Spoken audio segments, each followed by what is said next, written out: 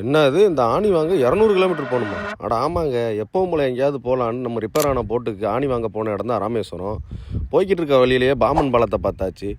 பாமன் பாலத்தில் ஏறின உடனே ரயில் பாலத்தில் ஒரு ட்ரெயின் போய்கிட்டு இருந்துச்சு. ட்ரெயினை வேடிக்கை பார்க்கலான்னு பைக்கை நிப்பாட்டியாச்சு.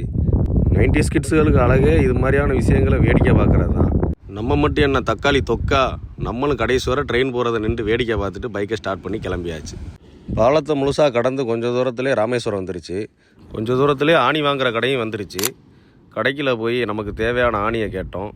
கொஞ்சம் க்ரௌடாக இருக்கிறனால கொஞ்சம் வெயிட் பண்ண சொன்னாங்க. கொஞ்சம் நேரம் கழித்து நம்மளும் கடைக்கில் போயாச்சு.